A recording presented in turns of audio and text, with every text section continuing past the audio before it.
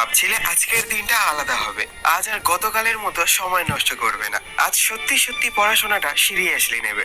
রাতে ঘুমাতে যাওয়ার সময় নিজের সাথেই প্রতিজ্ঞাও তুমি করেছিলে যে কাল সকালেই উঠবো, যাই হয়ে যাক না কেন। ফোনে হাত দেবো না, সোশ্যাল মিডিয়া ওপেন করবোই না, স্টাডি টেবিল থেকে 1 ইঞ্চিও নড়বো না। কিন্তু সকালে কি হলো? অ্যালার্ম বাজলো, তুমি ঘুম থেকে চোখ খুলে তাকালে, তারপর বললে আর 5 মিনিট ঘুমোই। আর সেই 5 মিনিটটা কখন যে 1.5 ঘন্টা হয়ে গেল তুমি বুঝতেই পারলে না। সেই 5 মিনিটটা যখন 1.5 ঘন্টা হয়ে গেল, তখন কিন্তু তুমি শুধু ঘুম থেকে না, তোমার স্বপ্ন থেকেও অনেক পিছিয়ে গেলে। আর এটা প্রথমবার না, হাজারবার হয়েছে। কিন্তু এখনো কি তোমার মনে হয়েছে কেন তুমি বারবার নিজের সাথে নিজের কথা রাখো না? তুমি এটা জানো পড়াশোনা জরুরি, তুমি জানো সময় নষ্ট করলে ভবিষ্যৎ নষ্ট হবে, তুমি জানো প্রেশার, রেজাল্ট, টেনশন সব তোমার দরজায় দাঁড়িয়ে আছে। তবুও তুমি কি করো? তোমার মন বলে আর একটু ইউটিউব দেখি, একটা রিল দেখি, একটা ম্যাচ খেলি। আর তুমিও সেই কথাই শোনো, কারণ তুমি এখনো বুঝতে পারোনি তোমার সবচেয়ে বড় শত্রু বাইরের কেউ না, তোমার নিজের মাথার ভেতরেই থাকে। তুমি হয়তো ভাবো যারা টপার তারা কি বই ভালোবাসে, তারা কি আমার থেকে আলাদা, তাদের কি বিরক্তি লাগে না, তাদের কি ঘুম পায় না? দেখো, তারাও তোমার মতো মানুষ, কিন্তু পার্থক্য কোথায় জানো? তুমি যখন মনকে বলো আজ না কাল থেকে করব, আর তারা তখন বলে আজই করতে হবে, কারণ কাল বলে কিচ্ছু নেই। তুমি যখন বলো কষ্ট লাগছে একটু রেস্ট নি, তখন তারা বলে জীবন রেস্টের জন্য না, রেজাল্টের জন্য। এই জন্যই সবাই না, কিছু মানুষ সফল হয়। আর জীবনের সবচেয়ে ভয়ঙ্কর ব্যাপার হচ্ছে অভ্যাস বদলানোর সময় চলে যাওয়ার পর বদলাতে চাওয়া।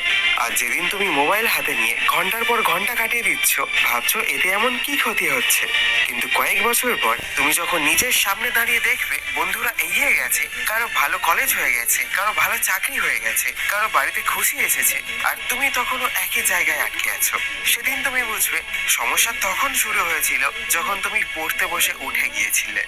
আজ তুমি যদি 1 ঘন্টা পড়তে না পারো, তাহলে আগামী দিনে তোমাকে 10 ঘন্টা খাটতে হবে সেসব জায়গায় যেখানে মানুষের ঘাম, ধুলো আর অপমান হাসতে হাসতে সহ্য করতে হয়। তুমি হয়তো এখনো বুঝতে পারছো না যে আরামের দাম অনেক বেশি।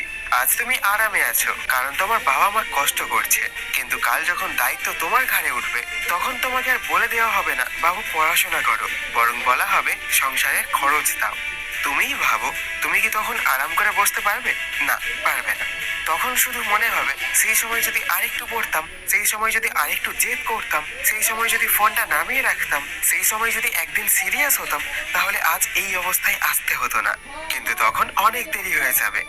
জীবন না কাউকে দ্বিতীয়বার সুযোগ দেয় না, সুযোগ শুধু তাদের আসে যারা প্রথমবারেই ধরতে জানে।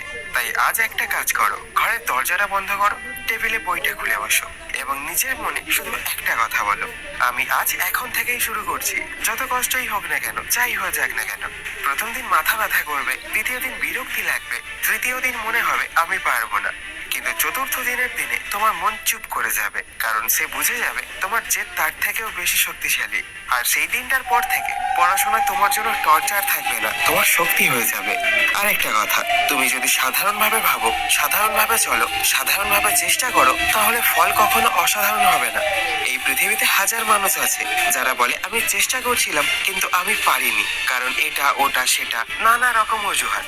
এইসব অজুহাত দিয়ে না কেউ কোনোদিন কোথাও পৌঁছাতে পারেনি। সবসময় মনে রেখো, জীবনে কেউ পড়ে গেলে ব্যর্থ হয় না, মানুষ তখনই ব্যর্থ হয় যখন সে উঠে দাঁড়ানো বন্ধ করে দেয়।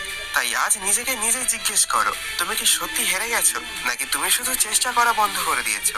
তুমি কি সত্যিই দুর্বল, নাকি তুমি শুধু নিজের মনের কাছে হেরে যাচ্ছ? আর একটা কথা, তুমি যেদিন বুঝবে এই পৃথিবীতে কেউ তোমাকে বাঁচাতে আসবে না, সেদিন থেকেই তুমি বদলাতে শুরু করবে।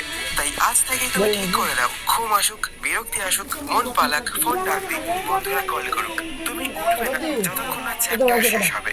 হয়তো আজ 1 ঘন্টা সময় লাগবে, কাল 45 মিনিট, পরশু 30 মিনিট। তারপর দেখবে নিজেকে পড়াশোনা করা থেকে থামাতে পারছো না, কারণ অভ্যাস এমন একটা জিনিস, তুমি তাকে যেমন মানাবে সে তেমনই তোমাকে বানিয়ে দেবে। তাই আজ যদি তুমি কষ্ট বেছে নাও, তাহলে কাল তোমার জীবন আরাম বেছে নেবে, আর আজ যদি তুমি আরাম বেছে নাও, তাহলে কাল তোমার জীবন কষ্ট বেছে নেবে। এখন তুমি ঠিক করো কোনটা তোমার পছন্দ।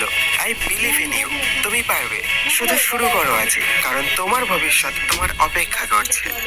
কখনো কি এমন হয়েছে সকালটা একদম শান্ত, জানালার বাইরে রোদ ঢুকছে, বইটা সামনে খোলা, কিন্তু তোমার ভিতরটা ঝড়ের মতো অস্থির? বাইরে সব শান্ত, কিন্তু মাথার ভেতর যেন হাজারটা চিন্তা একসাথে তোলপাড় করছে।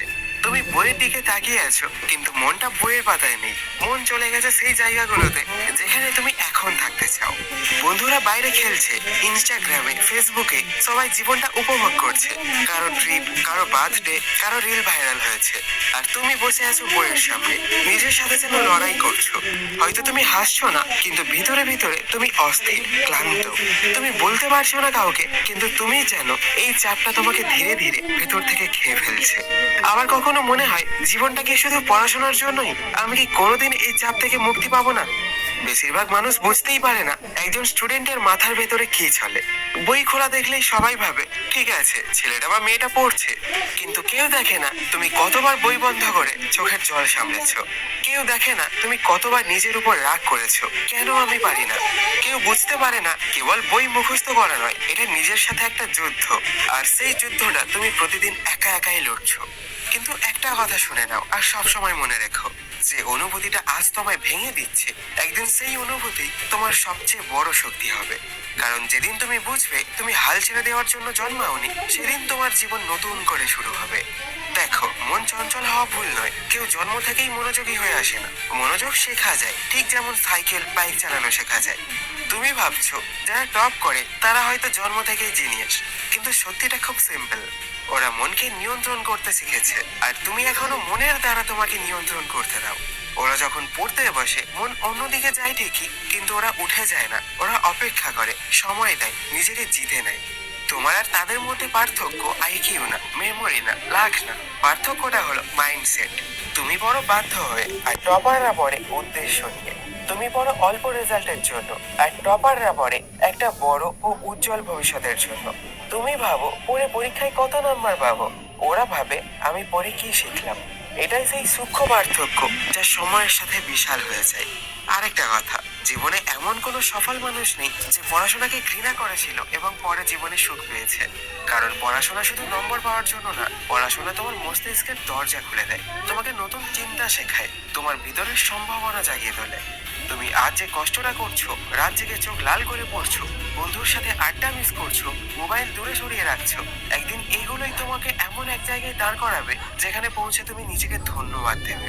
সেই দিনে কেউ তোমাকে জিজ্ঞেস করবে না তুমি কত রাত জেগেছিলে, তুমি কতবার ভেঙে পড়েছিলে। সেদিন সবাই শুধু দেখবে ফলাফল, আর তখন তুমি শুধুই হাসবে।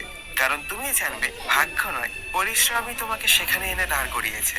তাই ডিয়ার, আজ একটা কাজ করো। আজ থেকে পড়াশোনা তোমার শত্রু নয়, তোমার ফ্রিডমের পথ। আজ থেকে তুমি বলবে না কবে এটা শেষ হবে, বরং তুমি বলবে এটাই আমার ভবিষ্যৎ তৈরি করছে। আজ থেকে তুমি বলবে না আমি পারি না বা পারছি না, বরং বলবে আমি এখনো থামিনি আর থামবো না।